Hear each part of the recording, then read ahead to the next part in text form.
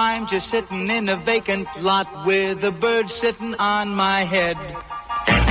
I'm just sitting in a vacant lot with a bird sitting on my head. Wicked, wicked, cruel, cruel world, what have you done to me? I have my window unit air conditioner on in my studio right now because it was getting very hot in here. So I'm sorry, I don't know if my mic is picking that up. It probably is, because that would be my luck. So if that's the case, I apologize. I'm going to try to speak up. Maybe I can do some noise reduction. I don't know. We'll see. Anyway, let's continue talking about assignment number 2, and now let's get into shutter speed. Particularly using camera shutter speed to freeze motion or to imply motion through what we refer to as motion blur. Motion blur is something very different from camera blur. So, again, those terms. Shutter is a device that allows light to pass for a determined period of time for the purpose of exposing photographic film or a light-sensitive electronic sensor to light to capture an image. Right? It's the thing that opens up for a certain amount of time and then closes. It allows light to expose that sensor or that film only for a prescribed amount of time. Shutter speed is that time. It's also referred to as the exposure time. It's the effective length of time that a camera shutter is open. The total exposure is proportional to its exposure time or the duration of light reaching the film or the image sensor. And the motion blur, like I was just talking about, I'm sure if you have been taking photographs, you're familiar with motion blur. It's the apparent streaking of a rapidly moving objects in a photograph. It results when the image being recorded changes during the recording of a single frame, either due to rapid movement or a long exposure. Right? So motion blur is different than lens blur. Lens blur is what we were talking about when we were talking about depth of field, right? Where things go out of focus because the lens is pulling that focus away. Motion blur is that streaking effect that happens when something moves really quickly, right? My hand is doing it now because the camera is only recording at about 30 frames per second, or 1/30th of a second for each image that we see, right? So if I move my hand fast enough that in that 30th of a second it moves, it changes, right? There's a distance that it moves, then it's going to have a streaking blurring effect. That same diagram that we looked at in the last lecture, right? The shutter, right? Which, if it's open for a longer amount of time, is of course going to allow more light in, like a 30th of a second. Open for a shorter amount of time, it's going to allow less light in. Now, I don't want to get into this. Sure. I'm just going to kind of show you this little mechanism, right? This kind of a mechanism is happening inside your camera, right? Some digital cameras don't have necessarily a physical shutter. It will digitally recreate the effects of a shutter. You have your Nikon DSLR, it has a mechanical shutter within it. And that shutter is going to work like what you see here. Right? It's going to have twin blinds, as it mentions here. These are two blinds that slightly overlap, right? And when you open up when you press the button, you press your shutter release button, it opens up one of those blinds and then snaps the other in place. So that for a low shutter speed, right, we're seeing sort of what ends up happening during that time. Is when it's closed, right, no light's getting through. Then, as I mentioned, that first blind starts to open up. And if it's a slow enough shutter speed, it's going to be fully open at some point, and then that second blind, or as this is referring to it as curtain, comes down. Let me move myself out of the way, and closes, right, allowing no more light in. But when we have a really fast shutter speed, like high shutter speed, as you can see happening here, right, the second blind starts to come down, but in order to make that speed really fast, right, the second shutter starts to travel down as well, so that rather than a thing where it sort of drops this first one, it's fully open, and this one comes down, it sort of does this, right? The faster they move, there's rarely a moment where the exposure window is fully open, right? Allowing for that light to happen or be allowed in very quickly. The shutter speed, I have all this stuff written here. Just understand that the standards for shutter speed, the old standards, your camera and mine have a whole lot more preset shutter speeds than most old cameras did. The one that you can see in this image right here has some of the old standards, right? Where, just like what I mentioned with the aperture, where each of the old standard aperture settings, each of the f-stops, was meant to double or half the amount of light getting in, the same thing happens with the standard shutter speeds, where you have 1/10 of a second to 1/25 of a second to 1/50th of a second, right? Each of these is considered roughly half, or I guess, half of the, or twice as fast as the one before it, right? A 1/25th of a second is going to be faster than a 1/10 of a second, and it's roughly twice, right? It's not perfect because it should be a 20th of a second, right? But what they wanted was to be able to start doing, they wanted to go from a 1/10 of a second to a 1/25th, so they could then go 50, 100, 200, and so on, right? Each one is meant to slightly double the one before. The standards over here, as you can see, 15th of a second. These are all, like, the ones that are in white consider that they are the bottom half of a fraction. So half a second, a quarter of a second, an eighth, a 15th, a 30th, a 60th, 125th, which isn't perfectly double, right? Or, double the speed of a 60th, right? But it allowed them to go then 250, 500, 1,000, so on, right? It's a 2-to-1 scale. That's the goal, at least, so that it matches up. So that if you have your f-stop at a certain place, right? You have your f-stop at a 2.8, right? Really wide open. And your shutter speed at a 60th of a second. And you like the exposure, right? It's the image looks good, but in that 60th of a second, there's something that moves a little bit and it gets a streak of blur. So you want to speed up that. Well, you could take this down and to a, well, I've messed up my analogy. Let me try that again. You have your aperture open to a 5.6. And you have a 60th of a second at that 5.6, and everything looks good except something is streaking because something moved. So you want to speed up your shutter speed. So you take it to 125th of a second. So you have made it twice as fast as it was, so a shorter amount of time. Right? And since there's a shorter amount of time, if you keep the aperture at a 5.6, it's going to be darker.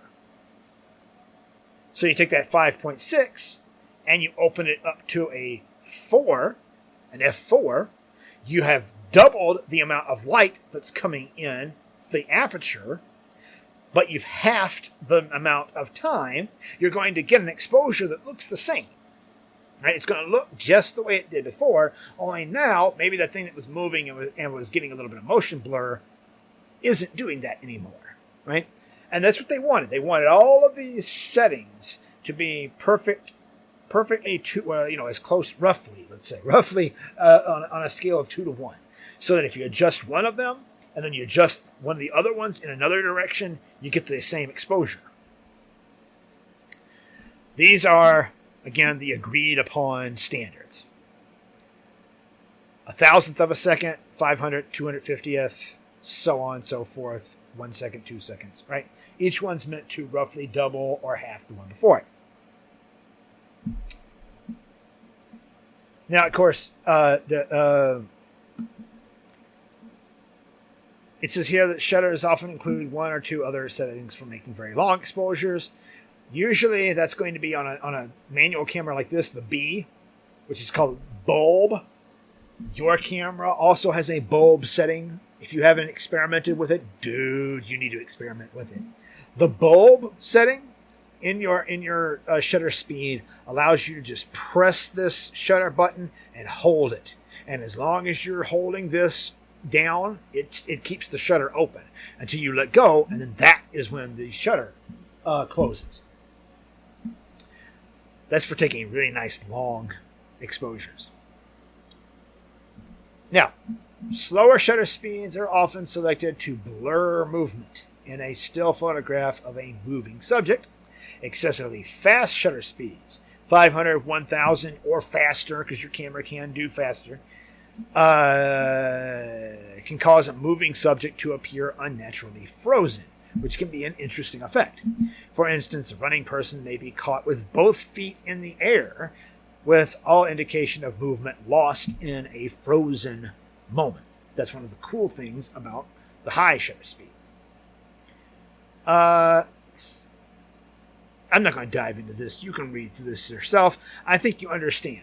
When the shutter speed is slower, right, like I just mentioned, there's that greater amount of time where that shutter is completely and fully open, and during that amount of time, something can move, right?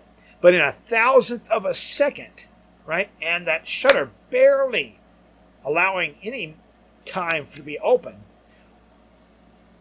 what is in front of the camera hasn't had that same amount of time to move any distance.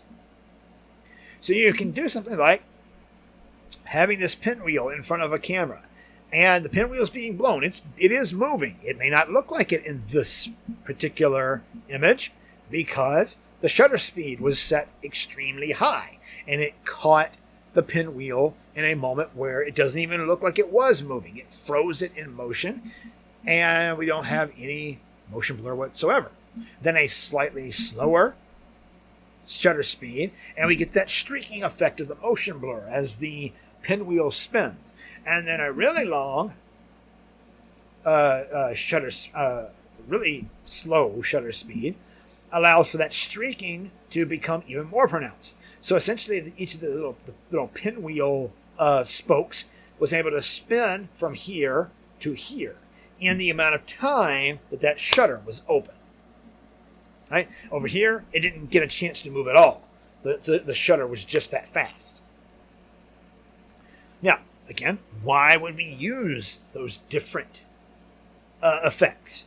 Well, perhaps in a case like this, where this person wants us to have the sense of this water flowing and moving in what is otherwise a pretty serene, peaceful, still place, right? So they set their shutter speed slow enough to get the streaking of this water. They probably had their camera on a tripod so that it didn't move itself, because that's one of the problematic things is you have a really slow, I'm sure you've experienced this, have a really slow shutter speed, and if your hands shake a bit, then everything becomes motion blurred.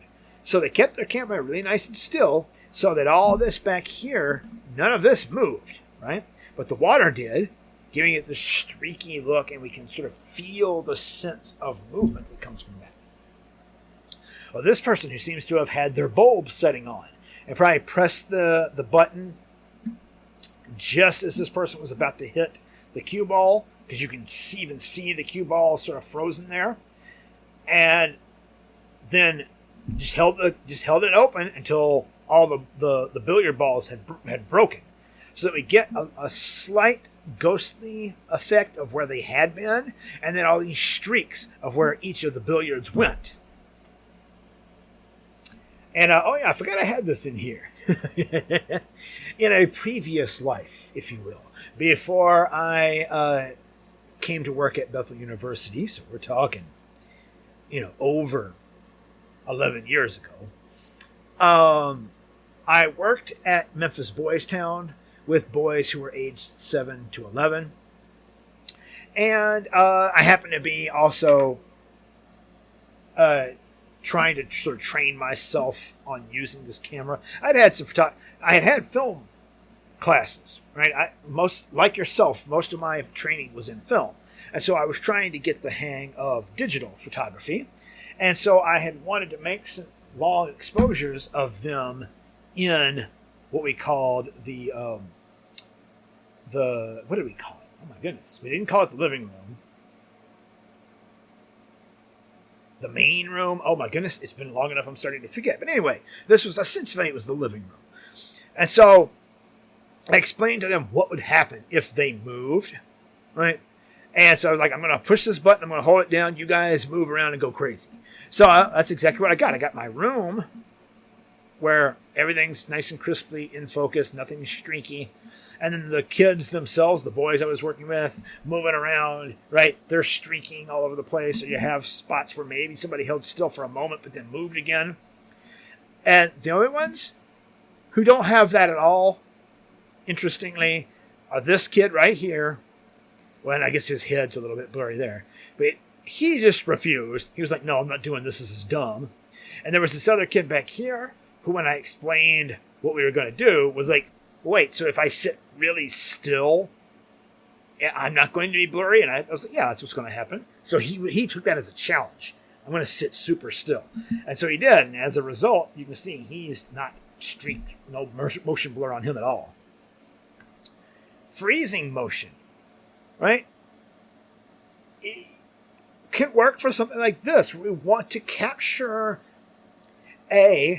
the feeling of jumping in the air that we get from this, right? That sort of moment of weightlessness. But also, here's the thing when it comes to really fast shutter speeds and freezing motion, is that these photographs can allow us to see something that our eyes never actually get to see, right? We never actually get to see that moment right there.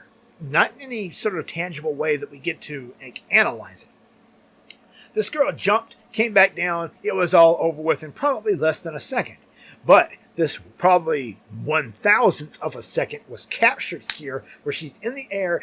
Everything is moving in an upward direction, just about to drop back down. And it's this like cool sense of almost weightlessness that we don't get to see normally. This particular student, this was a past student of mine, when I was teaching photography for a short while as an adjunct instructor at Union University. And she wanted to do this series where she was going to have ballerinas sort of jumping around in sort of inner city urban environment. And she was wanting them to sort of mimic certain things that were happening in the environment. Well, she needed to be able to have those ballerinas jump and be frozen in place and not have lots of weird blurriness happening because of that, right? So that they could be nice and frozen in place. And so as such, we can see comparisons between the shape that she's making with her body, the lines she's making with her body, and say the cracks in the paint behind here, or the jump that she's doing and the angles of her body contrasted with or compared to the marks being made in the graffiti here. That would be lost if there were blur, right? If there were motion blur in the body or even in like a foot or the hair itself. There's something we never get to see. The wings of a hummingbird move at such a tremendous pace that our eyes, which only see the world at about 24 to 30 frames per second. That's how we see the world. Those wings are moving too fast. We get the motion blur in our own eyes because our own eyes don't work at that kind of a speed. So this allows, with that whoosh, probably more than 1,000th of a second here, or, faster than 1,000th of a second, maybe 2,000ths of a second, 1/2,000th of a second, in order to capture those wings perfectly still like that. This is a series of photographs that I took of a friend of mine who's extremely animated when she talks. And I wanted to be able to capture that. And so what I did, I had her set up to talk. We were just going to talk in my studio. Had her sitting in front of the camera. I had the camera between the two of us, but below, sort of like below my eye level, so that I could look at her. And I had a remote control. And I would just talk to her. So the two of us got to talking and having conversation, and I would just hit that remote control every now and then as we were talking, so that she could sort of forget about the camera and just enjoy the conversation. And I needed the shutter speed to be super fast, or else I wouldn't have captured some of these expressions that she gets. The ways that her hands are animated. Well, I'm one whose hands are very animated myself, so I get it. There are often photographs taken of me with my hands all blurred all over the place. All right? Like, I wouldn't have gotten that expression. I wouldn't have gotten this laughter, these hands doing their things without a very fast shutter speed. And again, I already mentioned this. You understand Form Images experimenting with effects of depth of field for that blur or freeze motion. Vary it up in year 4. Again, these are due Sunday night, June 19th by midnight. So again, with these, when you're shooting for this half of the assignment, you may, if you want to continue shooting manually, that's fine. But you are perfectly fine putting this in shutter priority mode, which is, oh my goodness, it's so hard to see, which is where that is pointing at the S. The shutter priority mode will allow you to choose your shutter speed, and the camera will handle the aperture to make sure that you're getting a good exposure. All right? You go out, you shoot, and you change up that shutter speed. Try to get different results. Let's look at some from past students. All right, so this person, just trying to freeze motion, right? They're not worrying too much about composition, although they ended up getting a pretty interesting composition, I think. This young lady jumping off of this sort of half wall here, about to be caught. And when you look, right, like the only part of her that's slightly blurred is that foot right there. That foot, maybe her knee. Everything else is pretty sharply in focus, frozen in place. Cool little effect.